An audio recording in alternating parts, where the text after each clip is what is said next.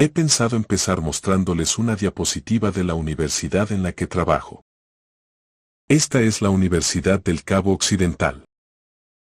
Esta es la residencia de estudiantes, y esa es la plaza que los estudiantes llamaban cariñosamente la Plaza Roja, por alguna razón u otra, y por eso investigamos bastante sobre la salud. He aquí una estadística interesante. Si comparamos el Reino Unido con Japón, veremos que en los años 60 en Japón no existía el cáncer colorectal, tal y como lo conocemos en Occidente. Y con el paso del tiempo, el cáncer colorectal aumentó en Japón. Ahora bien, esto es entre los hombres. Mientras que en los años 60, el cáncer colorectal era bastante frecuente en la sociedad occidental.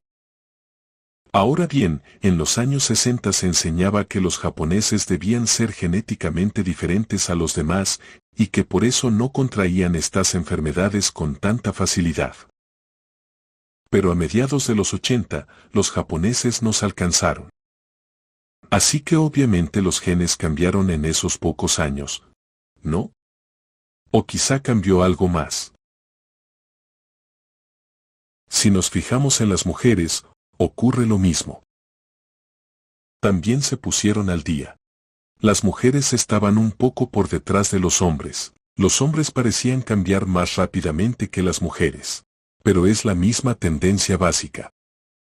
Así que lo que tenemos es un cambio en la aparición de enfermedades dentro de una nación en un periodo que abarca tan solo 15 años. ¿Qué ha cambiado? Obviamente, no son solo los genes los que corren en una familia, sino que las dietas también son parte de la familia. Y lo que ocurrió es que la sociedad japonesa estaba adoptando estilos de vida occidentales, importados principalmente de los Estados Unidos de América, como muchas otras cosas. Y así compraron el mismo tipo de enfermedades. Si nos fijamos en las 10 principales afecciones que causaron la muerte en Estados Unidos en 1995, el asesino número 1 fueron las enfermedades cardiovasculares. La segunda fue el cáncer. Y luego vinieron las enfermedades pulmonares crónicas, los accidentes, la neumonía, la diabetes, el VIH, el suicidio, la cirrosis hepática, la insuficiencia renal y todas las demás posibilidades intermedias. Desde enfermedades infecciosas hasta lo que se te ocurra. Pero los dos principales asesinos eran, obviamente, las enfermedades del corazón y de los vasos sanguíneos. Y si nos fijamos en las causas de lo que les causó, entonces se pone aún más interesante. Casi 1 millón de personas murieron en ese año por enfermedades cardiovasculares y más de medio millón por cáncer. Y luego hubo una reducción a medida que bajamos en la lista. Así que el SIDA no es muy prevalente. Esas dos eran las principales enfermedades. Y si nos fijamos en las razones o los factores subyacentes, la mala alimentación y el ejercicio inadecuado son la causa número 1 de estas enfermedades en el mundo. El tabaco fue la causa número 2. El alcohol, la número 3. Y luego vienen las enfermedades infecciosas. Y estas enfermedades infecciosas también se transmiten en gran medida por lo que comemos.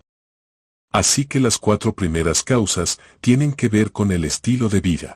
Eso es increíble. Luego vienen los agentes tóxicos, las armas de fuego, el comportamiento sexual, los automóviles y las drogas ilícitas. Así que obviamente, si pudiéramos cambiar nuestros estilos de vida, eso haría una diferencia muy grande, obviamente, por lo que vimos. 7 factores para la longevidad. No fumar debe estar muy arriba en la lista. Número 2. Necesitamos descansar lo suficiente, dormir de 7 a 8 horas. Pocas personas lo hacen realmente, y desayunar con regularidad. Hablaremos de ello más adelante. ¿Cuáles son los beneficios de desayunar? Las personas con un estilo de vida ajetreado tienden a saltarse el desayuno, porque no tienen tiempo. Tienen prisa por las mañanas y hacen el almuerzo y la cena, sus comidas principales. No comer entre comidas. Es un criterio muy importante. Si no comes entre comidas, no tienes que empezar el proceso de nuevo, lleva a mucha fermentación. Trataremos ese tema sobre la marcha. Mantener un peso adecuado es importante. Hacer ejercicio regularmente y moderar o preferiblemente no beber alcohol. Esos serían los factores que la ciencia ha destacado como los principales que conducen a la longevidad. He aquí una estadística interesante. ¿Cuántos pacientes mueren por sus curas? Es un estudio que se está haciendo en todo el mundo. Este artículo en particular viene de una revista científica y trata del Reino Unido. Si usted puede ver aquí, 70.000 muertes y casos de discapacidad grave en Inglaterra cada año. ¿De qué? Medicamentos prescritos. ¿Qué hace que la medicación prescrita, el asesino número 3, en el mundo industrializado? La primera causa de muerte son las enfermedades cardiovasculares. El asesino número 2 es el cáncer, y el asesino número 3 en el mundo, en los países industrializados, son los medicamentos prescritos. Eso no es consumo de drogas, prescribir lo que los médicos prescriben. Así que la incompatibilidad y la medicación puede conducir a la muerte. Así que sería una sabia idea, si uno viviera saludablemente, y no tuviera que consumir todas estas cosas. A veces la medicación es absolutamente esencial para sobrevivir. Como un antibiótico cuando estás gravemente enfermo, puede salvarte la vida. Uno equivocado puede matarte. Así que a veces uno no tiene muchas opciones. Pero si estuvieras sano y pudieras evitar muchas de estas cosas, sería lo mejor de todo. Un factor muy importante en la investigación moderna es la investigación de los radicales libres. Son partículas cargadas o sustancias químicas cargadas que crean daño oxidativo, y podemos acabar con ellos teniendo los componentes adecuados en nuestra dieta. Una píldora de vitaminas no combate el cáncer. Se trata de un artículo de la revista New Scientist. Tomar un suplemento, por ejemplo, de betacaroteno, no equivale en seguir una dieta rica en vegetales y frutas. Y ahora bien, ¿qué significa esto en realidad? Verás, la gente hoy en día lleva un estilo de vida rápido y saben que las verduras son buenas para ellos. Siempre les decimos a los niños que coman su brócoli y el niño dice, yo no comeré mi brócoli, come tus zanahorias. Y el niño dice, no quiero comerme mis zanahorias. Y así tenemos este problema. Y en un estilo de vida de comida rápida, donde no tienes los alimentos saludables, lo obvio es decir, dame un suplemento, solo dame una tableta, y entonces puedo comer cualquier basura que me guste, y la tomaré como suplemento. Y así, las sociedades contra el cáncer de todo el mundo se dieron cuenta de que lo que prevenía la enfermedad, digamos, en una sociedad sana, era el consumo regular de alimentos, en particular de alimentos amarillos, ricos en betacaroteno. Y entonces pensaron, bueno, obviamente el betacaroteno es el agente que previene el cáncer.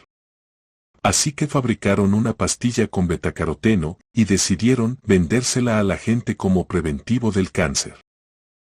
Y la primera prueba que hicieron fue dárselo a la gente que fumaba. Y vendieron estas cosas como alimentos contra el cáncer. Afortunadamente, todavía hay leyes en este país y en otros países que dicen que no se puede afirmar que algo previene el cáncer sin pruebas científicas de que realmente lo hace. Tiene sentido, ¿verdad? Así que lo que hicieron fue decir a las empresas que no pueden declarar en su producto esto prevendrá el cáncer. Primero tienes que demostrar que previene el cáncer. Así que se hicieron 2 estudios en el mundo, los estudios finlandeses y el estudio CARET, donde dieron betacaroteno extraído a los pacientes, a los fumadores, para prevenir el cáncer de pulmón. Y el estudio iba a durar 10 años. Y estaban convencidos de que los que tomaban el betacaroteno estarían protegidos contra el cáncer. Pues bien, detuvieron el estudio finlandés al cabo de unos 8 años, porque empezaron a darse cuenta de algo muy extraño. Después de un tiempo, se hizo evidente que esos pacientes o esas personas, esos fumadores, que recibieron el betacaroteno, en realidad tenían más cáncer que los que recibieron un placebo. Eso fue interesante. Así que rápidamente detuvieron el estudio CARET, que se suponía que iba a durar varios años, 10 años. Lo pararon después de 4 años, e hicieron el análisis estadístico. Y he aquí, lo mismo. Después de solo 4 años, era muy evidente que los que recibieron el betacaroteno tenían una mayor incidencia de cáncer que los que no lo recibieron. Uy. Así que la pastilla no hizo efecto. Y esto era un asunto serio. Así que aparecieron las revistas y los artículos médicos. Aquí hay uno, en una revista de noticias alemana. Beta-caroteno peligroso, y causará grandes problemas, y de hecho conducirá a una mayor incidencia de cáncer. Bueno, ¿por qué sucede esto? Obviamente, el betacaroteno es bueno para usted, porque todo el mundo sabe que las personas con dietas ricas en betacaroteno son menos propensos a contraer cáncer. Verás, el problema radica en el aumento de la actividad a través de una combinación de alimentos naturales. En los alimentos normales, tienes combinaciones de E y C y otros compuestos. Así que si muerdes una zanahoria, tienes un montón de betacaroteno, pero también tienes un montón de flavonoides. Otro grupo de compuestos que pueden aumentar la capacidad reductora de una vitamina de 20 a 50 veces. Eso significa que tienes un efecto secundario positivo de estos nutrientes, que actúan como antioxidantes por sí mismos, y también potencian la actividad de lo que sea que estés tomando. Así que, básicamente, si quieres tomar vitamina E, la mejor forma de tomarla es en un alimento que sea rico en vitamina E. Así, por ejemplo, el aceite de germen de trigo es muy rico en este producto. Una cucharadita, el 83% de su cantidad diaria recomendada. Aceites de semillas de girasol, todos los son ricos en vitamina E, e incluso incluyen la margarina, hablaremos de esto más adelante. Los arándanos son bastante ricos, las hojas de mostaza, la soja y los gérmenes de trigo, y una lista de las 10 frutas y verduras más antioxidantes, son las fresas, las ciruelas, las naranjas, las uvas rojas, el kiwi, los pomelos, las uvas blancas, el plátano, la manzana y el tomate. Esos son. Pero eso no significa que los demás no sean importantes. Todos son importantes. Pero estos son muy ricos en antioxidantes. Y las verduras son el ajo, la col rizada, las espinacas, las coles de Bruselas, los brotes de alfalfa, el brócoli, la remolacha, el pimiento, la cebolla y el maíz. Así que aunque yo no pondría el maíz como un vegetal, lo pongo como un grano. Sin embargo, esos son los más reconocidos. Así que si quieres un suplemento vitamínico, ahí lo tienes. Es el mejor suplemento vitamínico del mundo. Te da una combinación equilibrada de todos estos componentes, y es lo que realmente necesitamos. La investigación fitoquímica y la salud están en auge en el mundo de hoy, y hay muchas discusiones sobre este tema, pero pensé que quizás sería una buena idea que hiciéramos este pequeño ejercicio juntos. ¿Qué es un fitoquímico? Fito es planta. Químico es una sustancia química. Así que fitoquímico o sustancias químicas de las plantas, eso es básicamente lo que significa. Y en las plantas, además de los nutrientes, como los carbohidratos, las grasas y las proteínas, hay muchos fitoquímicos, y algunos de ellos son anticancerígenos. Combaten el cáncer y previenen enfermedades. Por ejemplo, el fitoestrógeno es un fitoquímico muy importante, y muchos alimentos vegetales contienen fitoestrógenos. Ahora, no te confundas. Un fitoestrógeno no es lo mismo que una hormona estrogénica normal en la mujer. Las mujeres producen estrógeno, la hormona femenina, y los hombres que consuman fitoestrógenos no se volverán afeminados de repente. Definitivamente no. Estos químicos son similares a los estrógenos, pero no son lo mismo. Ahora, una mujer, por ejemplo, en la menopausia, tendrá todo tipo de síntomas que son debilitantes. Así que irá al médico, y éste le recetará una terapia hormonal sustitutiva. Y le recetará estrógenos para sustituir los estrógenos naturales que se han eliminado del sistema.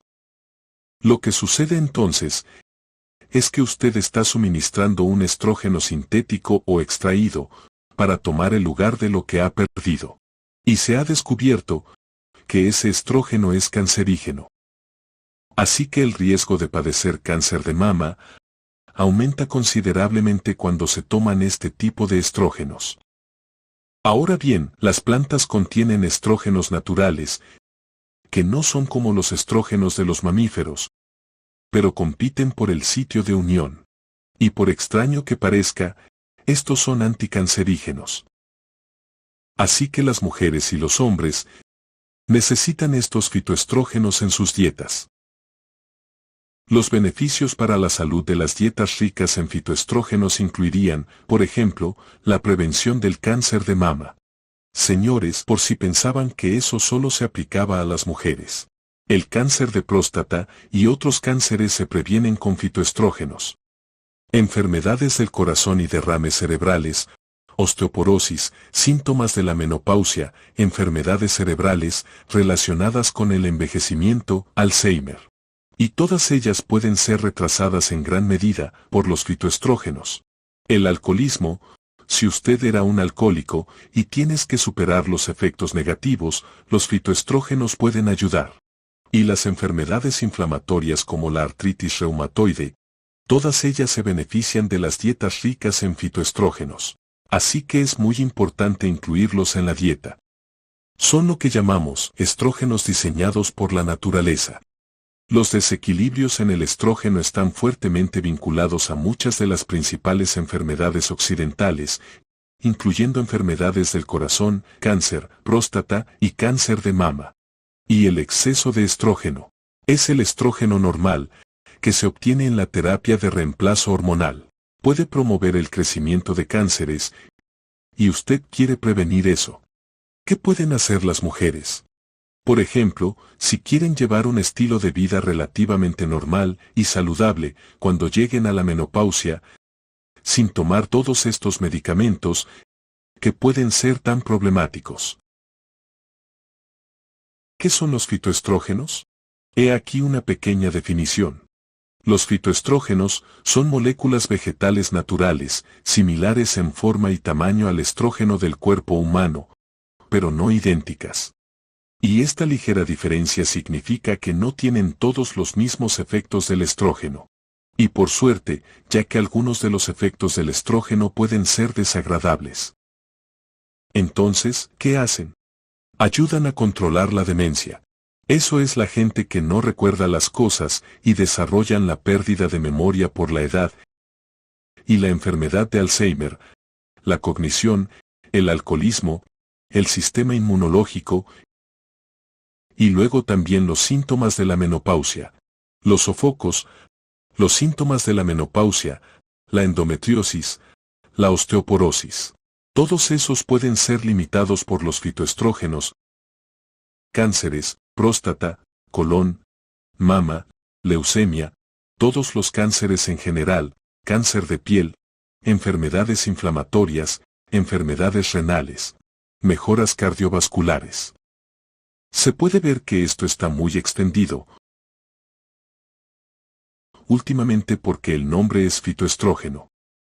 Ha habido algunos artículos que sugerirían que las plantas ricas en fitoestrógenos pueden ser un problema y causar enfermedades, como por ejemplo, la soja.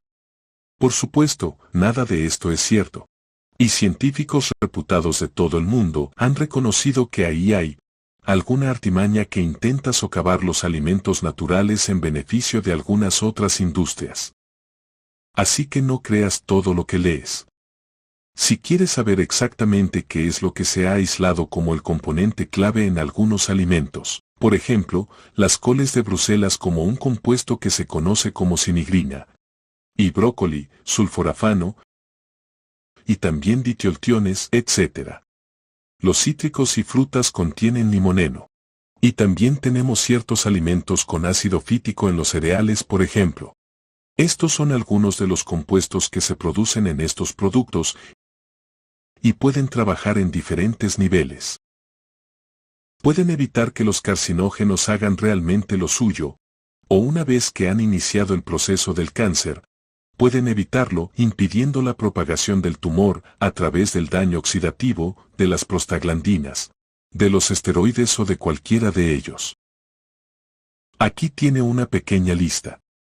El ajo, por ejemplo, es rico en sulfuros, monoterpenos, triterpenos, ácidos fenólicos, y las infusiones de hierbas en general son ricas en flavonoides, glucaratos, cumarinas, ácidos fenólicos. La soja tiene una muy buena dispersión. Los granos tienen una muy buena propagación.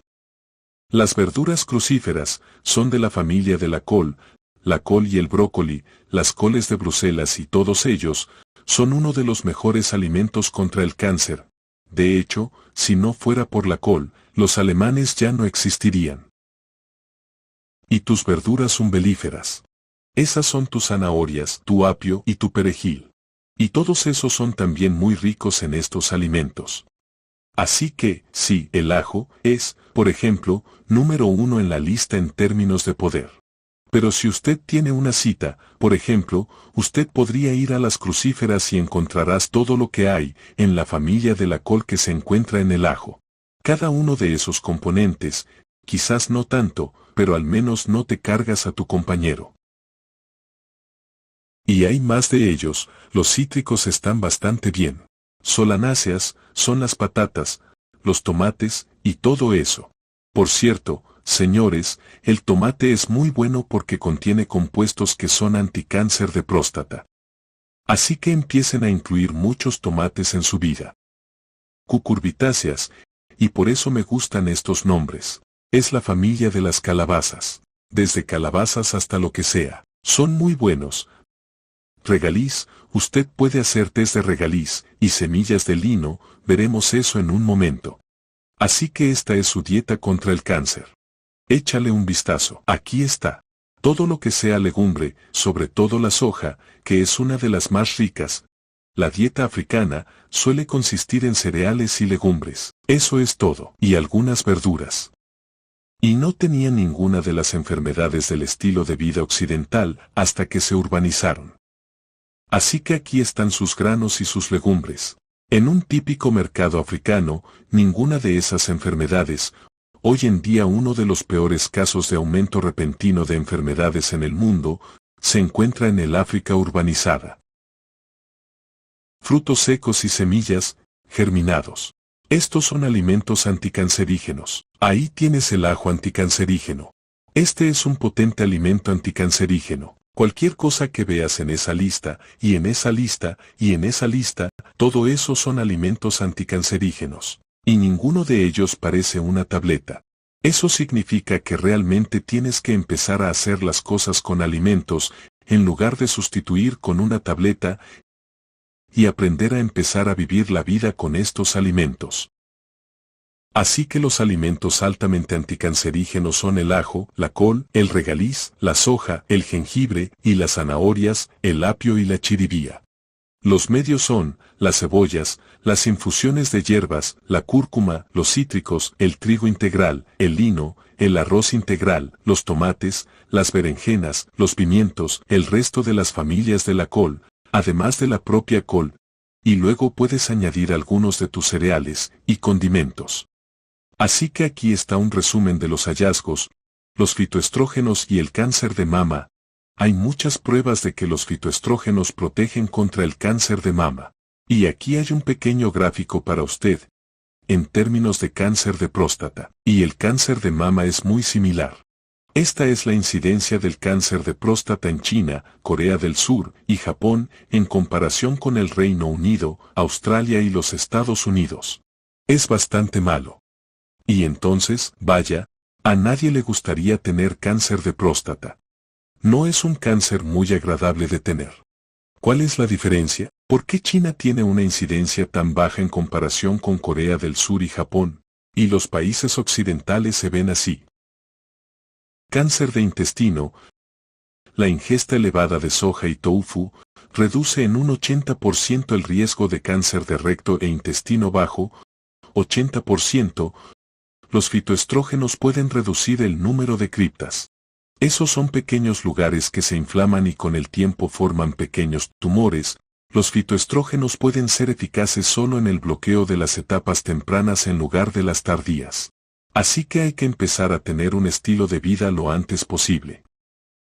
Y los niños deben aprender a que les gusten estas cosas. Este es un estudio interesante que se hizo sobre el cáncer de piel. Hoy en día te dicen que el sol es cada vez peor. Hora de llevar sombrero ancho. En Australia se convirtió en una ley que tenías que llevar un sombrero amplio. Han vuelto a quitar esa ley. Ahora, ¿por qué es eso? Porque la gente tiene cada vez más cáncer. ¿Qué es lo que pasa? Los fitoestrógenos pueden proteger contra los efectos nocivos de los rayos UV del sol. En un estudio realizado por el ejército estadounidense, se descubrió que todas las ratas expuestas a dosis letales de rayos X sobrevivían si se las alimentaba con fitoestrógenos en su dieta, mientras que las que comían comida normal morían todas.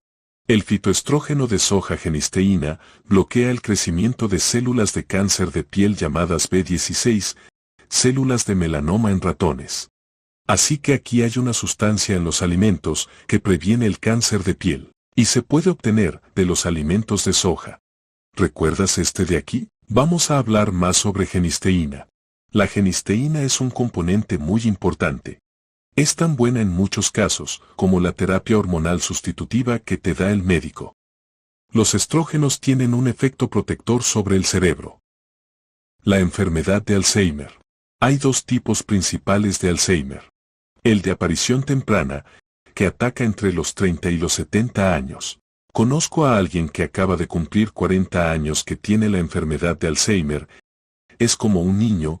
Se desnudará y empezará a caminar desnudo por la calle. Es bastante malo. Solo tenía 40 años y era el director de una escuela. Y parece ser genético, a menudo se da en la familia, más comúnmente, el Alzheimer se produce tarde en la vida. Es más esporádico y es aproximadamente 1,5 veces más común en mujeres que en hombres. Y parece ser más común en personas que viven en zonas urbanas que rurales. ¿Por qué? Es una cuestión dietética. ¿Por qué es más común en mujeres que en hombres? Es que las mujeres tienen niveles altos de estrógeno y luego cuando envejecen, cuando empiezan a entrar en la menopausia, los niveles de estrógeno bajan. Se desploman y entonces tienen los síntomas de la menopausia y luego reciben terapia de reemplazo hormonal de los médicos, que son cancerígenos. Y toda la idea es en realidad muy perjudicial. Ahora porque los niveles hormonales caen tan bajo, la protección que el cerebro necesita, el estrógeno, se elimina y son más propensas a la enfermedad de Alzheimer. Los hombres también tienen estrógenos. Tenemos todo lo que tiene una mujer. Solo que no tenemos los niveles altos que tiene una mujer. Pero, el nivel de estrógeno del hombre no disminuye a lo largo de su vida, se mantiene relativamente constante. Así que no tenemos ese periodo de tiempo cuando envejecemos, cuando los niveles de estrógeno caen de repente. Y es por eso que los hombres tienen una protección contra la enfermedad de Alzheimer. El cáncer de útero. Hay una reducción del 54% si tienes alimentos ricos en fitoquímicos. El cáncer de estómago. Regiones en Japón que tienen un alto consumo de tofu, por ejemplo, tienen las tasas más bajas de cáncer de estómago. Si comen mucho pescado salado, por ejemplo, tienen una alta incidencia de cáncer. Si comen mucho tofu, no tienen el cáncer. También aumenta los antioxidantes. Por ejemplo, la vitamina C y la vitamina E.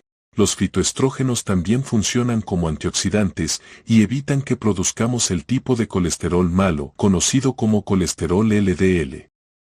Así que muy bien. También mejora la flexibilidad de los vasos sanguíneos. En sus vasos sanguíneos hay músculos y todo tipo de capas. Y el vaso sanguíneo tiene que permanecer flexible. A medida que envejeces, se impregna de grasas y se vuelve menos flexible. Pero si tienes fitoestrógenos en tu dieta, puedes incluso volver a tu capacidad de respuesta normal.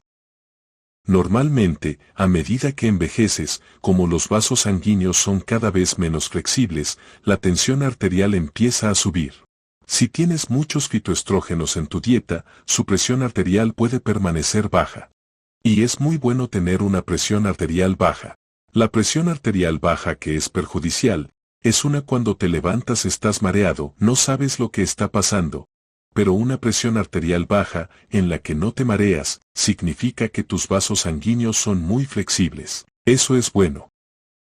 Los fitoestrógenos también ayudan a los huesos, como los estrógenos hacen que los osteoclastos que disuelven el hueso sean menos activos. Tienes dos tipos de células trabajando en tu hueso. El uno es osteoblastos, que construye calcio en el hueso. El otro es un osteoclasto, que extrae el calcio del hueso. Así que si tienes fitoestrógenos en tu dieta, los que descomponen el hueso se vuelven menos activos, y así no pierdes tanto calcio del hueso. La menopausia se hace más llevadera.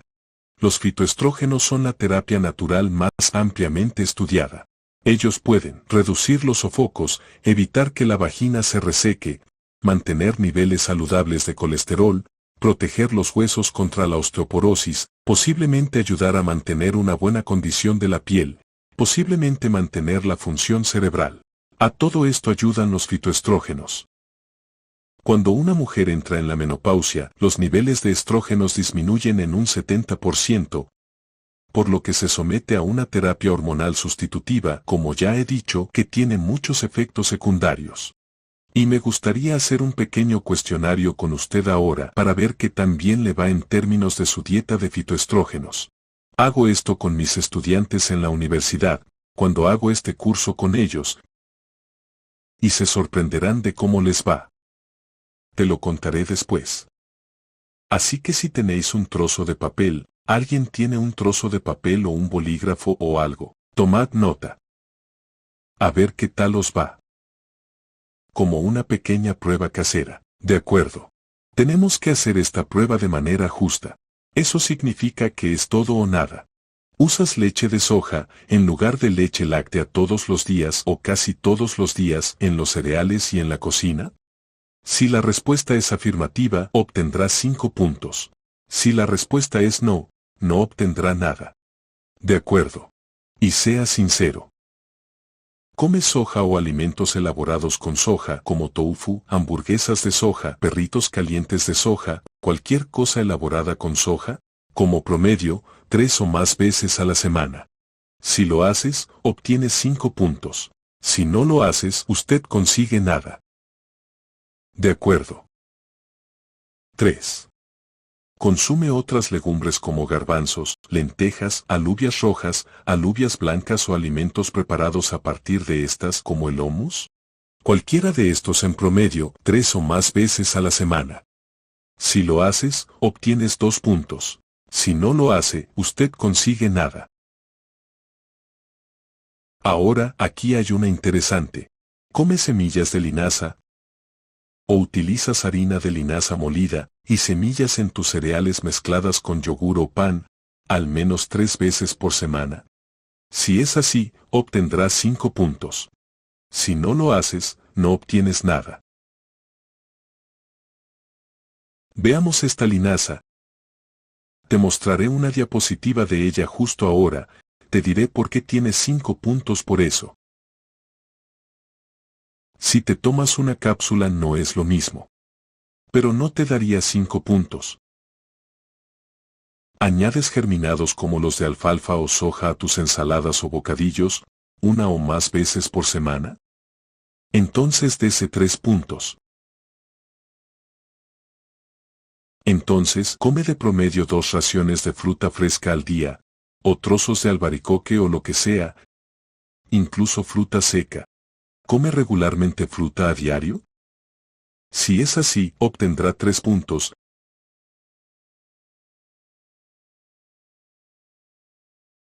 Y a continuación, ¿consume de promedio al menos 5 raciones de verduras de diversos colores al día? Muy poca gente llega tan lejos. Entonces obtienes 3 puntos. Son diferentes verduras. Luego, si usas cereales integrales, es decir, sin harinas refinadas. Pero si usas harina integral 3 o más porciones cada día, todo de grano entero. Así que puede ser grano entero, puede ser centeno, puede ser arroz integral o pasta integral, cualquiera de esos. ¿Los consumes con regularidad? Obtienes 3 puntos. Si comes frutos secos y semillas, mantequillas de frutos secos, incluso mantequilla de cacahuete, al menos 3 veces por semana, obtienes 2 puntos. Entonces, elige sobre todo zumos frescos, como los de tomate o verduras en lugar de refrescos. Si es así, obtendrá un generoso punto. Esto es solo una prueba de fitoestrógenos. De acuerdo. ¿Bebe infusiones de hierbas la mayoría de los días? Si lo haces, obtienes otro magnífico punto. Si no lo haces, obtienes nada. Si utilizas solo aceite de oliva virgen en tu cocina, en lugar de margarinas o girasol o cualquiera de ellos, obtendrás un punto. ¿Comes al menos 30 tipos de alimentos al día? Ahora recuerda que suena imposible. Hagámoslo sencillo. Si lees la lista de ingredientes de cualquier cosa, es larga, incluso si se trata solo de la hierba. Al igual que si se agrega un poco de apio o un poco de perejil, todas estas pequeñas cosas, un poco de ajo, un poco de cebolla, patata, que no es demasiado difícil de conseguir, si haces todo eso, solo se obtiene un punto en cualquier caso. Así que me detendré. Seré amable contigo, date ese punto. Ahora sumemos la puntuación. Sumémoslo y veamos dónde llegamos. Muy bien, veamos qué pasa.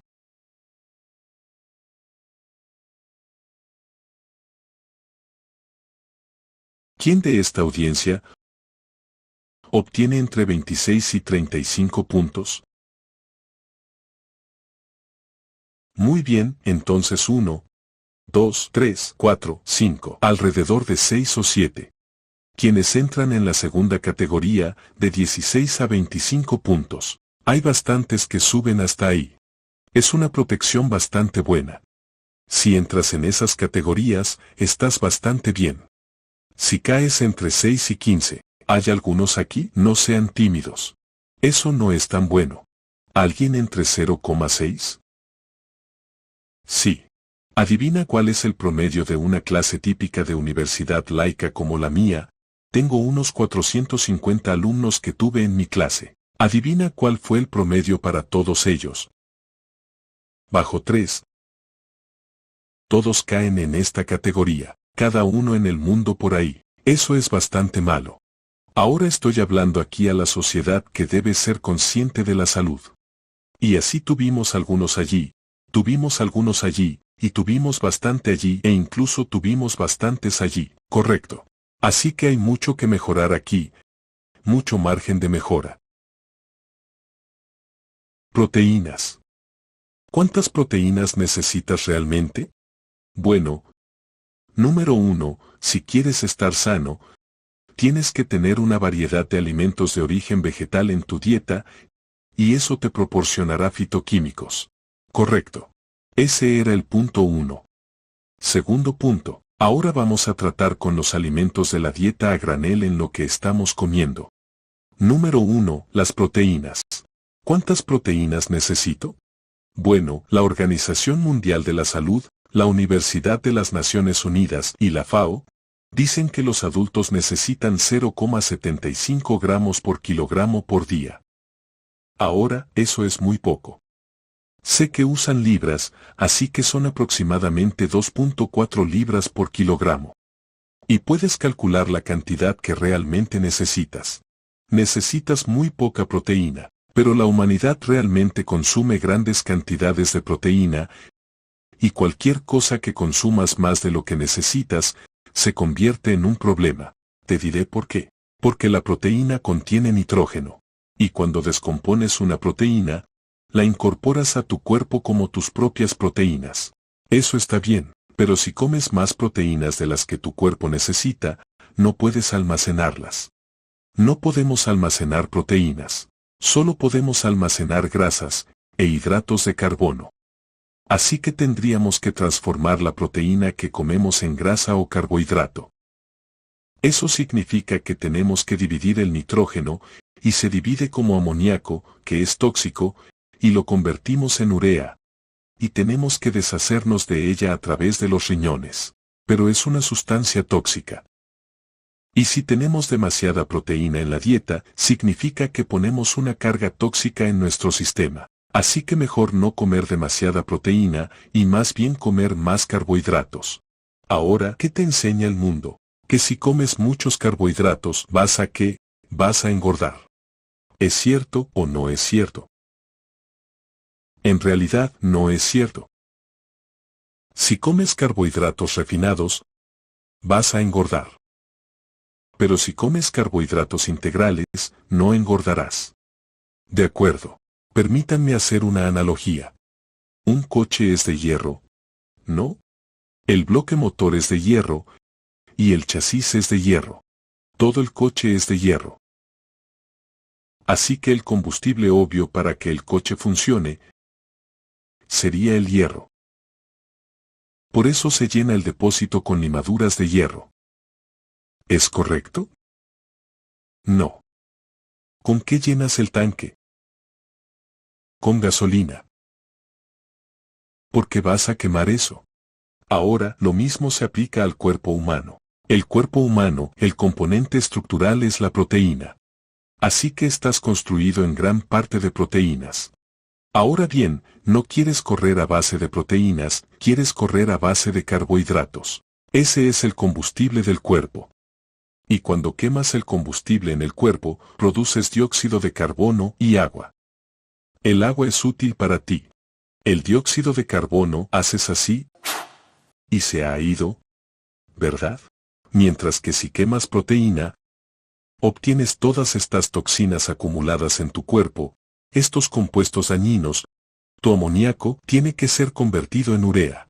Eso no puede llegar a una concentración demasiado alta o de lo contrario morirás.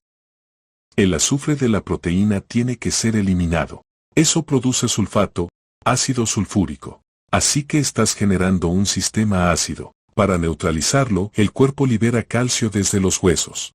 Estás creando problema tras problema al consumir demasiada proteína. En cambio, si usas los carbohidratos como fuente de energía, ese problema no existe. Si comes carbohidratos refinados, tienes un problema, como veremos dentro de un momento. Entonces, ¿qué proteínas son mejores? ¿Las proteínas vegetales o las proteínas animales? ¿Cuál crees?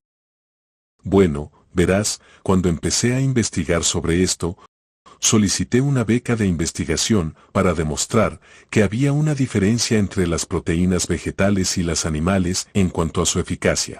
¿Y adivina qué? Rechazaron mi solicitud, porque dijeron que una proteína es una proteína. No importa lo que comas, no tendrá ningún efecto. Cuando se digiere, obtendrás aminoácidos y harás lo que quieras con eso, y argumente que no es así, porque la proporción de aminoácidos en una planta va a ser diferente a la proporción de aminoácidos en un animal. Pero no se lo creyeron.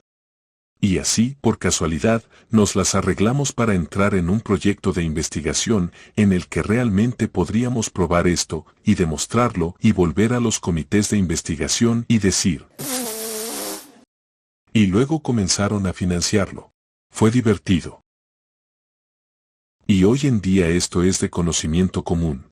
Aquí hay un artículo en la revista American Journal of Clinical Nutrition que afirma que una alta proporción de proteínas animales en la dieta con respecto a las vegetales aumenta la tasa de pérdida ósea y el riesgo de fracturas en mujeres posmenopáusicas. Las mujeres que se encontraban en el quintil más alto de la proporción de ingesta de proteínas animales en comparación con las vegetales, tenían un riesgo casi 4 veces mayor de sufrir fracturas, en comparación con las mujeres con proporciones bajas, independientemente de otros factores de riesgo, como la edad, la ingesta de calcio, el peso, el uso de estrógenos, el tabaquismo, el consumo de alcohol y la ingesta total de proteínas. Por lo tanto, si consumieras proteínas animales, su salud se ve perjudicada al menos 4 veces más que si consume proteínas vegetales. Esta publicación salió en 2001. En realidad, nosotros empezamos mucho antes. ¿Por qué? Porque ciertos aminoácidos, por ejemplo, son ricos en azufre, como la cisteína y la metionina, y si se consumen en grandes cantidades, y las proteínas animales contienen muchos de ellos, se ejerce una enorme carga ácida sobre el organismo. Las proteínas vegetales contienen más aminoácidos de cadena ramificada que las proteínas animales, y son más fáciles de digerir que las proteínas animales. Si los aminoácidos tienen cadenas ramificadas, la proteína es agradable y suelta, es globular. Si no tienen cadenas ramificadas, la proteína es muy compacta. Y para digerir esa proteína compacta, hay que romperla. Por lo tanto, hay que crear un sistema mucho más ácido en el estómago, por ejemplo, para poder descomponer esa proteína, y que las enzimas puedan empezar a descomponerla. Así, por ejemplo, si tuvieras que seguir una dieta rica en proteínas pero proteínas vegetales, el pH de tu estómago nunca bajaría de 4,5. Si te comes un huevo, baja a 1,5. Eso es ácido de batería. ¿Sabes que la sociedad americana y la sociedad occidental en general, su producto favorito para comprar, y el producto número 1 para comprar es un antiácido? ¿No es así? ¿No anuncian antiácidos en la televisión de la mañana a la noche? Absolutamente. ¿Por qué? Muéstrame un animal que hay en el mundo, un elefante o una gacela, o cualquiera de ellos, con una botella de antiácidos atada a su espalda. Solo hay una criatura que hace eso, y somos nosotros. Quizás estamos ingiriendo algo inadecuado, que nos hace producir todo ese ácido. Tal vez no deberíamos hacerlo nunca. Así que las proteínas vegetales tienen niveles muy altos de un aminoácido, llamado arginina, y glicina, en la sangre que las proteínas animales. Y estos niveles están asociados con la protección contra la obstrucción de las arterias. Hicimos una pequeña prueba y alimentamos a conejos con dietas que contenían cantidades iguales de proteínas. Un grupo contenía una ración del 18% de proteínas derivadas de la soja y el otro de la caseína. ¿Qué es la caseína? La caseína es la proteína que se encuentra en los productos lácteos. Se encuentra en el queso, en la leche y en todos esos productos. Y mira, cuando fueron alimentados con soja tenían niveles altos de arginina. Cuando fueron alimentados con caseína tenían niveles bajos de arginina. La arginina es su aminoácido de desintoxicación, que le ayuda a deshacerse del exceso de nitrógeno. Usted quiere un montón de arginina en su dieta, y solo se obtiene a partir de alimentos de origen vegetal. La glicina es el otro aminoácido que necesitas. La glicina es la otra que quieres elevada. La soja dio una glicina alta, y los sólidos lácteos dieron una glicina baja, al mismo nivel de proteína. De hecho, los conejos alimentados con proteínas animales desarrollan arteriosclerosis y tienen el colesterol elevado, aunque su dieta no contenga colesterol. Y con solo darles un poco de proteínas vegetales, se mejora la situación. Así que las proteínas vegetales bajan el colesterol y lo eleva si tienes proteína animal. Hay una diferencia. Proteínas de origen vegetal, proteínas de origen animal, y se ve una gran diferencia en los niveles de colesterol entre los dos grupos. Así que en general, la proteína más saludable para consumir es la proteína vegetal.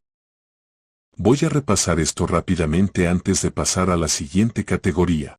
Las 10 proteínas animales que causan el colesterol alto en los conejos. Ahí está la proteína vegetal no causa el colesterol alto. Clara de huevo, cerdo, pollo, ternera, pescado, huevo entero, caseína, pavo, leche desnatada y yema de huevo. Así que obviamente, las proteínas animales eran el problema, y las proteínas vegetales eran mucho más bajas. Cuando nos fijamos en las 10 proteínas vegetales que causan el colesterol bajo, verás algo interesante. Ninguna de ellas es realmente muy alta en el promedio de las proteínas animales. Pero mira esto, frijoles, habas y arvejas reducen mucho el colesterol. Así que si tienes un nivel alto de colesterol, ¿qué es lo mejor que puedes hacer para reducirlo? Come legumbres. De hecho, es mejor incluso que los medicamentos recetados, sin ninguno de sus efectos secundarios. Realmente merece la pena que lo hagas. ¿Qué nos enseña el mundo? ¿Cuál es la mejor fuente de calcio del mundo? Leche. Tienes que conseguir tu leche. Ahora no voy a tratar eso en detalle. Lo haremos mañana. Viene una conferencia muy interesante. No te la pierdas por nada del mundo. Es divertido. Se llama Totalmente Increíble. Pero la baja absorción de calcio es lo que se obtiene de la leche. Solo el 25% del calcio de la leche de vaca es realmente absorbido por el cuerpo. El 75% no se absorbe y simplemente se elimina del cuerpo. La leche humana, aunque contiene menos de la mitad de calcio que la leche de vaca, es una mejor fuente de calcio por su alta absorción. Así que aquí ya hay una diferencia. Y luego la col rizada, una variedad de col de hojas verdes, las hojas de nabo o las semillas de sésamo, son mejores fuentes por esa misma razón. Así que esas son unas buenas fuentes de calcio. Todo lo que sea de color verde oscuro es una buena fuente de calcio. Echa un vistazo a las cargas ácidas de los alimentos. El pescado te dará una carga ácida de 7,9 miliequivalentes por cada 100 gramos. Eso es bastante alto. El pan te da 3,5, la harina 7, la pasta 6,7, eso es más bajo pero sigue siendo razonablemente alto. Si pasas a la carne, sube a 9,5. Pero cuando pasas a los quesos bajos en proteínas, tiene una carga ácida de 8. Y quesos altos en proteínas, es decir, quesos maduros en general, 23,6. Eso es una catástrofe. Es una catástrofe. ¿Cómo vas a neutralizar esa carga ácida? La respuesta es frutas y verduras, dan una carga negativa de ácido. Así que eso es positivo. Pero, por desgracia, el cuerpo reacciona al ácido de una sola manera. Cuando lo incorporas en tu dieta, hay una respuesta hormonal que se pone en marcha, y se obtiene el estrés de calcio. Así que aquí está un pH urinario promedio. Cuando alimentas conejos con soja, en comparación con la caseína, esto es un experimento que hicimos, y verás que la soja te dio una orina mucho más alcalina que la caseína. En realidad hice que mis estudiantes salieran a hacer una prueba. Les hice probar la acidez de la saliva y de la orina de vegetarianos, no vegetarianos, en la sociedad. E hice que también probaran a los rastafaris. Los rastafaris son vegetarianos, que creen en su ritual religioso que deben consumir mucha marihuana y drogas, pero son vegetarianos. Y encontramos algo muy fascinante. Todos los vegetarianos tenían una orina alcalina, y los no vegetarianos tenían una orina ácida, y los vegetarianos tenían una saliva alcalina, pero no los rastafaris, ellos tenían una saliva ácida por la droga que consumían. Y los carnívoros tenían saliva ácida, por lo tanto, eran ácidos desde el principio. El calcio fecal total.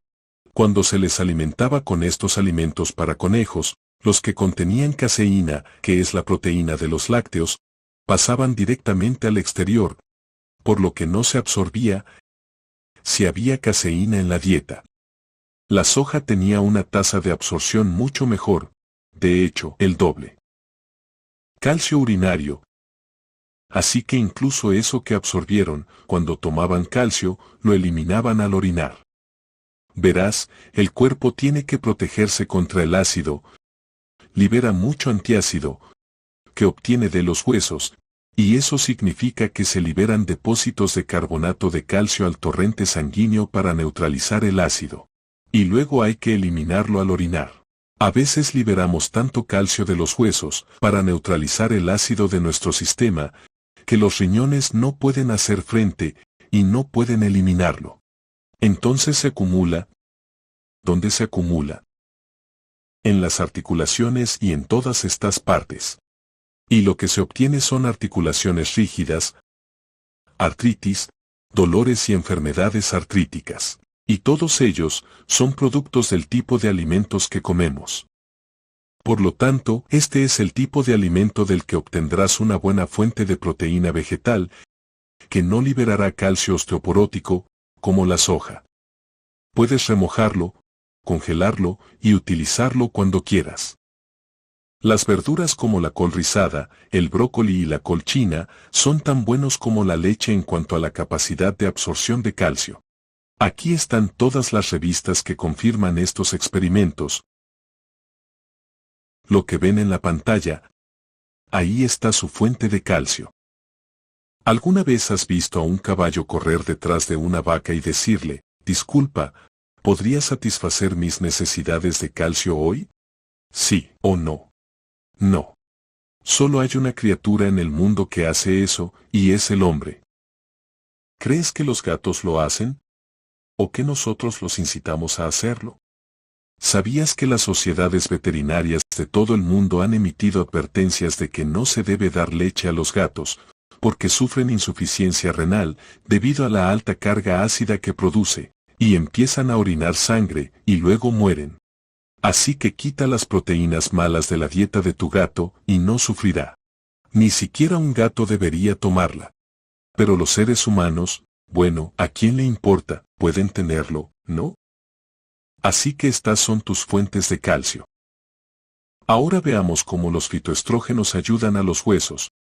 Como los estrógenos, como hemos dicho, los osteoblastos se vuelven menos activos. Por lo tanto, es poco probable que una mujer padezca osteoporosis mientras está en la flor de la vida. Pero cuando llega a la menopausia, es cuando empiezan los problemas. ¿No es así? Y más adelante, cuando se caen, se rompen la cadera.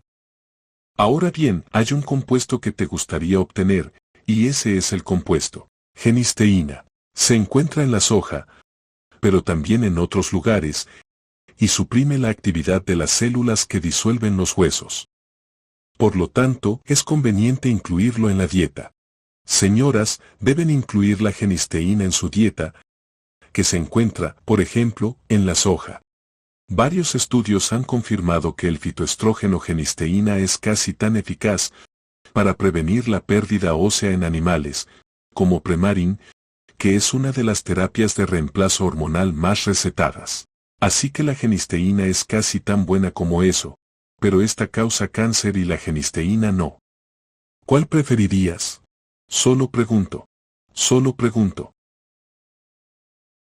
Entonces, ¿cómo se obtiene suficiente cantidad? ¿Conoces esa semilla? Es la semilla de lino. La semilla de lino. La semilla de lino es la fuente más rica en genisteína del mundo. Si comes semillas de lino tal cual, entran por un lado y salen por el otro, y adiós. Entonces, ¿qué crees que sería bueno hacer con las semillas de lino? Molerlas, ponerlas en una licuadora y listo. Luego tienes las semillas de lino molidas, las pones en una botella y las guardas en la heladera. Cuando desayunes, si tomas muesli, granola o algo similar por la mañana, añade 1 o 2 cucharaditas de semillas de lino. Échalas por encima. Si tienes avena, ponlas ahí. Añádelas al pan, hornéalas. ¿Cuántos puntos obtuvieron por las semillas de lino? 5. Ahora saben por qué. Y a los hombres les ayudará a mejorar sus funciones cognitivas, ayudará al funcionamiento de su cerebro y prevendrá el cáncer de próstata. Es muy bueno para los hombres. Mejorar el contenido mineral y la densidad ósea. Un estudio danés descubrió que la leche de soja, que contiene niveles naturalmente altos de fitoestrógenos, detiene la pérdida ósea, que de otro modo, se produciría en las mujeres después de la menopausia. Las mujeres que consumieron 2 vasos de leche de soja al día, lo que supone un aporte de 50 miligramos de isoflavonas durante 2 años, no sufrieron pérdida ósea en la columna vertebral. Por lo tanto, es más beneficioso tomar leche de soja que leche de vaca. Una mayor ingesta de leche de vaca provoca pérdida ósea. Se lo demostraré a medida que avancemos. Hemos investigado mucho sobre la osteoporosis. En un estudio australiano realizado en el Royal Women's Hospital de Melbourne, en el que las mujeres posmenopáusicas experimentaron un aumento del 5% en el contenido mineral óseo, al tomar 45 gramos de sémola de soja al día durante 3 meses. El simple hecho de incluir la soja en la dieta resuelve el problema. El estrógeno suplanta a los bloqueadores. Los fitoestrógenos son capaces de imitar al estrógeno debido a su forma molecular similar, y estos fitoestrógenos son muy selectivos en cuanto al lugar al que se dirigen, es decir, a los receptores a los que se unen. Tenemos receptores en los huesos. Tenemos receptores, las mujeres tienen receptores en los senos, y los hombres tienen receptores en la próstata. Tenemos receptores en nuestros vasos sanguíneos. Tenemos receptores en el cerebro. Y queremos que estos compuestos estén ahí. Hay 2 tipos de receptores de estrógenos, uno que llamamos alfa y otro que llamamos beta, y los estrógenos normalmente se unen a ambos por igual.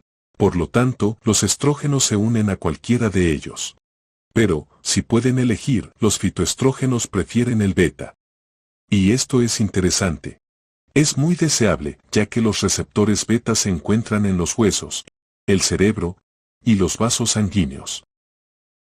Por lo tanto, si sigues una dieta rica en fitoestrógenos, si añades leche de soja a tus cereales, por la mañana o a tu granola, eso ayudará a tu cerebro, a tus huesos y a tus senos. Mujeres no pueden permitirse prescindir de ello. Y ahí es donde quieres que funcione.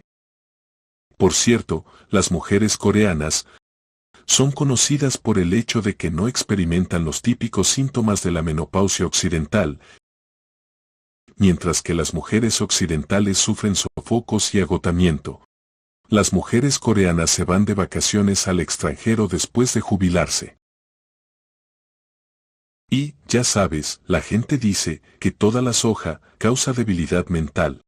¿Has oído hablar de eso? ¿Alguna vez has leído que los productos de soja causan problemas cerebrales? Lo contrario es cierto. Dicen que tus hijos se volverán estúpidos. Mi pregunta es, ¿por qué los coreanos ganan la Olimpiada Matemática todos los años? Porque son muy inteligentes, y su dieta definitivamente contribuye a ello. Ahora, los carbohidratos, ¿qué evitar y qué no evitar? Se trata de 2 grupos de ratas, ambas del mismo edad. Las ratas de la izquierda están vivas y sanas. Las están sujetando por la cola, como pueden ver, las están tirando de la cola. Están investigando estas cosas que parecen bolas de naftalina comidas por polillas. Las colas están flácidas, están a punto de morir. Ahora bien, ¿cuál es la diferencia entre estos 2 grupos? Son igual de viejos y comieron exactamente la misma comida. Pero este grupo de aquí vivió solo la mitad de tiempo que el grupo de la izquierda. ¿Cuál fue la diferencia? La única diferencia fue que el grupo de la izquierda obtuvo toda la comida que necesitaba. El grupo de la derecha podía comer todo lo que quisiera y vivió la mitad de tiempo. No es buena idea comer continuamente. La sociedad occidental come continuamente. Toman una comida al día durante todo el día. Los alimentos refinados son lo que comen normalmente. Así que, si alguna vez has estado en una empresa llamada McDonald's, ya sabes que cuando vas allí, te dan una hamburguesa con un panecillo refinado y una carne dentro. Y eso es básicamente comida refinada. Es comida desvitalizada. Obstaculiza el sistema inmunológico. Es diabética, cancerígena. las ratas que se alimentan con carcinógenos, que son compuestos que causan cáncer, y un carbohidrato complejo, muestran un menor riesgo de cáncer de mama que las ratas alimentadas con carcinógenos y azúcares simples, y además conduce a la obesidad. Hoy en día, todo el mundo se basa en alimentos refinados. Hay muy pocos países en el mundo donde se pueda comprar pan decente. Por ejemplo, Alemania es uno de ellos. Alemania tiene un pan excelente y unas leyes excelentes en materia de pan. Pero si vas a cualquier otro lugar, al Medio Oriente, a África, a Estados Unidos, lo que sea. Y siempre digo que en Estados Unidos se necesitan 2 rebanadas de pan para hacer un sándwich. Pones lo que quieras en una y en la otra, juntas las 2 capas y las aprietas juntas. Tienes un sándwich. Es solo aire y nada de fibra. En un grano típico, tienes la harina blanca, luego tienes las capas de salvado en el exterior, y luego tienes el germen. Ahora bien, en los viejos tiempos solían poner esto en un molde de piedra y lo molían, y todo se molía junto, y era inseparable. Hoy en día ya no se hace eso. En primer lugar, requiere mucho trabajo. En segundo lugar, solo se obtiene una pequeña cantidad a la vez, por lo que se necesita algo mucho más rápido para alimentar a toda la gente que tenemos. ¿Qué hacen entonces? Tienen molinos de rodillos, en los que no se trabaja con piedras, sino con rodillos. Así, cuando la harina entra disparada por los primeros rodillos, estos están tan separados entre sí que la harina se rompe y se desprenden las otras capas, que caen a un lado en montones y montones y montones de salvado. La harina blanca. A medida que los rodillos se aprietan cada vez más, se produce un tamizado y se forma la harina blanca y el germen, que contiene aceites y vitaminas, como la vitamina E, por ejemplo, y todas aquellas vitaminas que se necesitan en ambas capas para digerir lo que hay en el medio, como la vitamina B5, que se encuentra en el salvado, y ayuda a digerir el endospermo. Hay capas de gérmenes grasos que se adhieren a los rodillos porque están llenos de grasa, y luego tienen rascadores en los rodillos que lo raspan, y luego se desprende en forma de un gran bulto. Y eso se llama germen de trigo.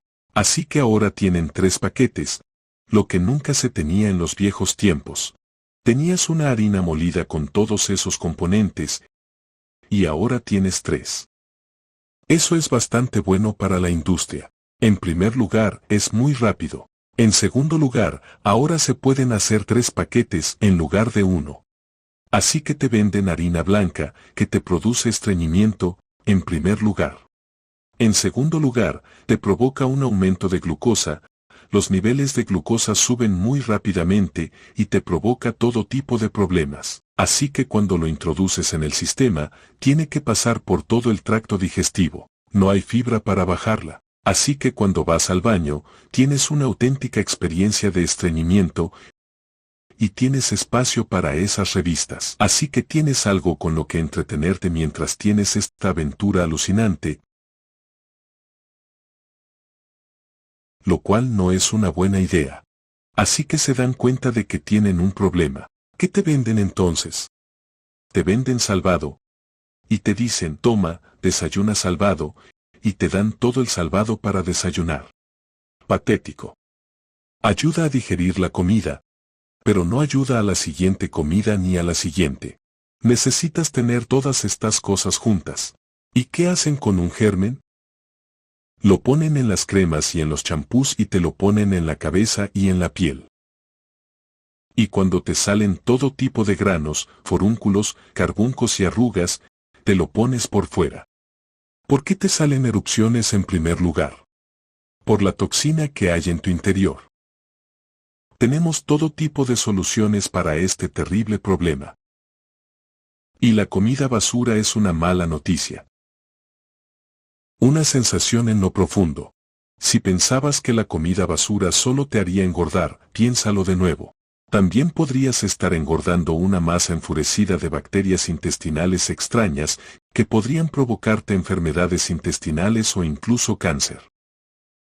Así que el estudio muestra que el consumo de carne aumenta de 60 a 600 gramos al día, y también aumentan los sulfatos. Eso es lo que hemos comentado. En la orina se duplica, lo que provoca una pérdida de calcio. Y los sulfitos en las heces se multiplican por 10. Ahora bien, ¿qué significa eso? En tu intestino tienes ciertas bacterias, y quieres tener bacterias saludables. Recuerdas que siempre te dicen que si te quedas sin bacterias, ¿qué debes comer? Yogur. Ahora bien, ¿qué tipo de bacterias hay en el yogur? Lactobacilos. Ahora bien, después del periodo de lactancia, no se necesitan lactobacilos. No se supone que se debe consumir lactosa. ¿Qué animales siguen consumiendo lactosa después del periodo de lactancia? Ninguno. Pero las bacterias lactobacilos son mejores que ninguna bacteria, por eso dicen que así es la forma de aumentarlo. Pero eso no es lo que realmente quieres. El tipo de bacterias que quieres se conoce como metanógenos. Son las más saludables. Y un gran estudio realizado en el Centro de Nutrición de la Universidad de Cambridge. Digamos que estás comiendo proteínas y carbohidratos, y luego tienes bacterias que ayudan a fermentar estas cosas y producen varios compuestos. Ahora bien, los compuestos más comunes que encontrarías son la producción de dióxido de carbono y la producción de hidrógeno. Eso es si tienes muchos carbohidratos en tu dieta. Sin embargo, si tienes proteínas animales en tu dieta, se forma mucho azufre, como he explicado, lo que cambia las bacterias. Las bacterias que pueden manejar el azufre se llaman bacterias reductoras de sulfato. Por lo tanto, si tienes una dieta rica en carne, tendrás muchas de esas bacterias en tu intestino. Si sigues una dieta rica en vegetales, tendrás muchos metanógenos en los intestinos. Cuando descomponen los productos, producen un gas, que es el metano, por lo que, si tienen estos, producirán sulfuros que son tóxicos y causan cáncer. Ahora bien, hay una forma de saber cuál de ellos tienes realmente. El metano es explosivo, pero generalmente no tiene olor. Correcto. Mientras que los de azufre contienen, bueno, estos compuestos de azufre nocivos. ¿Alguna vez alguien ha soltado una bomba fétida? Eso es sulfuro de hidrógeno, huele bastante mal. Así que si un día te sientes hinchado, fíjate en la experiencia aromática, y eso te dirá qué tipo de bacterias tienes principalmente en los intestinos. Puede ser explosivo e inodoro. Está bien. A veces, si comes de forma irregular o entre comidas, también producirás ácido y se producirá un cambio en las bacterias. Para tener un intestino sano hay que introducir metanógenos en él. Y si explotas, ¿qué más da? Nadie se dará cuenta si es silencioso. Aquí tenemos el cáncer de colon y la mortalidad. Esto es la fibra dietética en la dieta. Y fíjate en que cuanto más fibra hay en la dieta, menor es la incidencia de cáncer. Así que es bueno que haya fibra en tu dieta. Si no la hay, se produce lo que llamamos diverticulosis. Esto es lo que ocurre cuando te sientas en el inodoro y los ojos se te salen durante el proceso. Lo mismo ocurre en el intestino. Se forman globos. A medida que ejerces presión, se forman pequeños sacos, que con el tiempo se llenan de residuos y no pueden volver atrás. Así que se quedan ahí colgados. Luego se inflaman y se infectan, y acabas teniendo cáncer de colon y enfermando, y es un gran problema. Aquí hay algo que es interesante. Esta es la respuesta a una comida con glucosa. En otras palabras, si tuvieras que ir a comer comida refinada, o si tus hijos tuvieran que ir a beber un vaso de Coca-Cola, o cualquier otra bebida gaseosa y refrescante. La Coca-Cola normal contiene 12 cucharaditas de azúcar por lata, 12 cucharaditas de azúcar por lata. Imagina la cantidad de azúcar que le das a un niño pequeño, con un cuerpo pequeño, al hacerle beber 12 cucharaditas de azúcar de una sola vez. ¿Qué ocurre? Aquí tenemos una comida con glucosa. Aquí están los niveles de glucosa en plasma. Aquí tenemos un vaso de agua con azúcar y lo bebemos e inmediatamente sube el nivel de glucosa en sangre. Y entonces hay que bajarlo porque si no se baja entraremos en coma. Así que el cuerpo responde con una enorme liberación de insulina. Esa es la respuesta de la insulina, inmediatamente después de esa comida rica en glucosa. Y debido a que el nivel de insulina es tan alto, el nivel de glucosa cae en picado y desciende por debajo del nivel normal en reposo. Normalmente estás ahí, pero como se ha liberado demasiada insulina, ahora cae hasta ese nivel. A eso lo llamamos hipoglucemia, bajo nivel de azúcar en sangre. Y casi no hay nadie en los Estados Unidos que no sufra de hipoglucemia, debido a que tienen dietas refinadas. Es la misma cantidad de azúcar cuando se administra una dieta con fibra. Por lo tanto, si se toma esa misma cantidad de azúcar y se le añade un poco de harina de avena, o si se toma un jugo de fruta que contiene pectina, que es una fibra, esa fibra retiene el azúcar.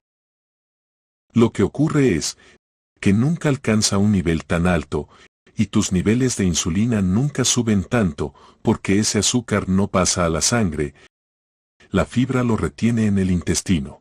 Y a medida que los alimentos bajan por el intestino, se liberan lentamente, poco a poco. El resultado final es que la insulina no sube tanto, se estabiliza. Al final del proceso, se tiene aproximadamente el mismo nivel que al principio. Es decir, no hay hipoglucemia.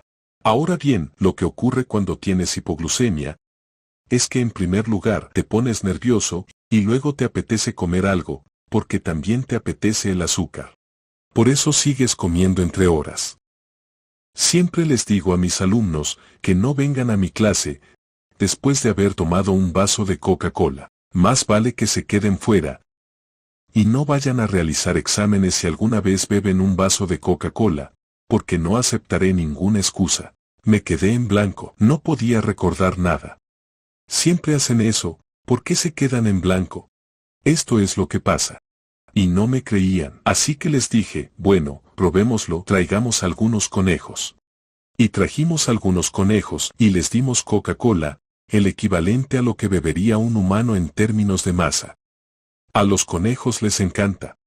¿Y saben qué? Algunas personas dicen que eso es maltrato animal. ¿Y qué hacemos nosotros con nosotros mismos? Es mucho peor. Hacemos exactamente lo mismo. Eso es crueldad humana. Entonces, ¿Coca-Cola es crueldad humana? Les damos un poco de Coca-Cola, y los conejos se la beben directamente de la jeringa, y no queda nada. Algunos reciben agua, y otros reciben la misma cantidad de azúcar, con pectina, que es la fibra que contiene la manzana. Y esto es lo que ocurre si reciben Coca-Cola. Y esto es lo que sucede, solo hemos experimentado 3 horas y media, pero aún así fue interesante, el aumento repentino de la glucosa en sangre, cuando siguieron una dieta a base de glucosa pura. Subió y luego bajó lentamente, después de 3 horas y media. Aún no se había normalizado. Así que está bien. Tienes niveles de glucosa en la sangre, glucosa más pectina. Este de aquí empezó a bajar muy bien, de forma regular. Coca-Cola, incluso me perdí el pico, aumentó la insulina y luego bajó rápido. Después de 1 hora y media, empiezan a tener hipoglucemia, y es entonces cuando el estudiante se queda en blanco. El cerebro se detiene, todo se detiene. Entonces empiezan a sudar, se ponen nerviosos, tiemblan, sienten un calor intenso, el corazón se acelera, ansiedad, temblores.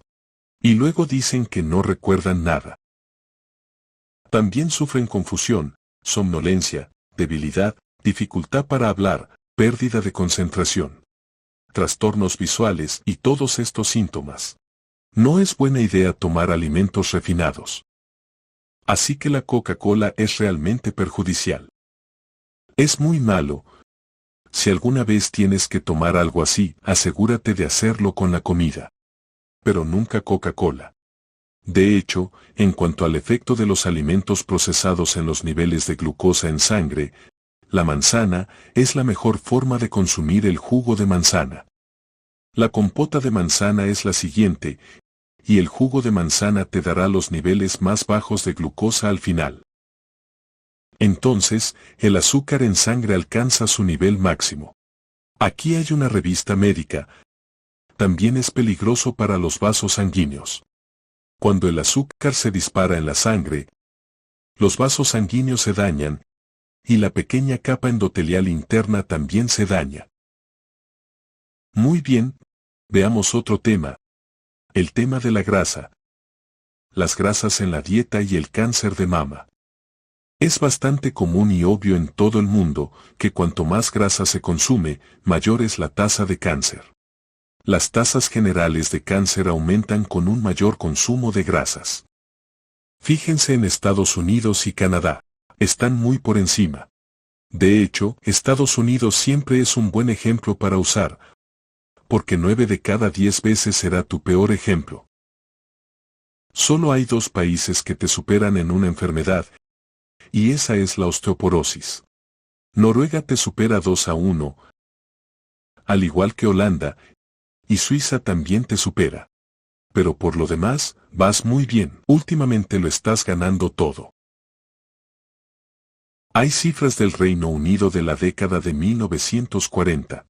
Fíjate, desde 1940, desde la guerra, el consumo de carbohidratos ha ido disminuyendo, y el consumo de grasas ha ido aumentando. Y lo mismo ocurre en Estados Unidos. Los alimentos grasos, por supuesto, conducen a la obesidad. Así que, si quieres saber cómo te va, solo tienes que resolver esta pequeña ecuación por ti mismo. Tu índice de masa corporal. ¿Cuál es tu peso en kilogramos? 1 kilogramo son aproximadamente 2,2 libras. Muy bien. Dividido por el cuadrado de tu altura en metros. Eso te dará tu índice de masa corporal. Y si lo miras, un índice de masa corporal inferior a 20. En otras palabras, si eres delgado, eso es un problema. Estos son padres que no trabajaban debido a una enfermedad en la India. Cuanto más delgados estaban, peor estaban. Por lo tanto, no es recomendable tener un índice de masa corporal de 16, 17. Una vez que se llega a 20, se está bien, y se sigue estando bien hasta aproximadamente en 26, 27, 28. A partir de ahí, empieza a ser problemático. 30 todavía está bien. Una vez que se tiene un índice de masa corporal de 32 o más, entonces hay un problema. Así que deberías poder calcularlo tú mismo. Solo tienes que tomar tu peso y tu altura y dividirlos. Esas son malas noticias. La obesidad y el riesgo de muerte por cáncer. Por ejemplo, el peso corporal medio y el aumento porcentual de la tasa de mortalidad. Si estás por encima del peso medio, solo entre un 20 y un 30% no es el fin del mundo. Pero una vez que empiezas a tener un 40% de sobrepeso, entonces tienes un gran problema. Y las mujeres siempre están en peor situación que los hombres. Y ahora la mujer también debe decidir dónde tiene sobrepeso. Hay una forma muy sencilla de hacerlo. Ponte delante de un espejo. Eso es lo que hay que hacer. Mírate y pregúntate, ¿dónde se distribuye mi peso? ¿Está en la mitad superior de mi cuerpo? En otras palabras, ¿estoy bien dotada por aquí? ¿O estoy bien dotada por aquí? Si la grasa se acumula principalmente en las nalgas, entonces tienes 3 veces menos probabilidades de padecer cáncer de mama que si la grasa se acumula en la parte superior. Es solo cuestión de suerte. No hay nada que puedas hacer al respecto. Entonces, ¿cómo se puede prevenir estas enfermedades con la alimentación? Los plátanos, las patatas, las legumbres, los cereales, todos estos alimentos parcialmente procesados, como el tofu, por ejemplo, también son muy buenos.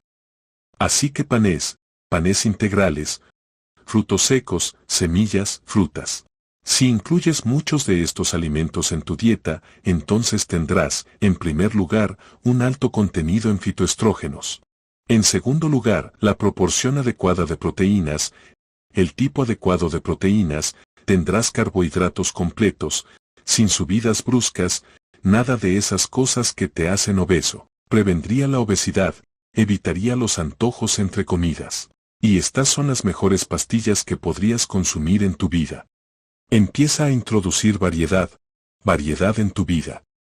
Y si encuentras una tienda que se parezca a esta, ve a por ella, visítala, disfrútala.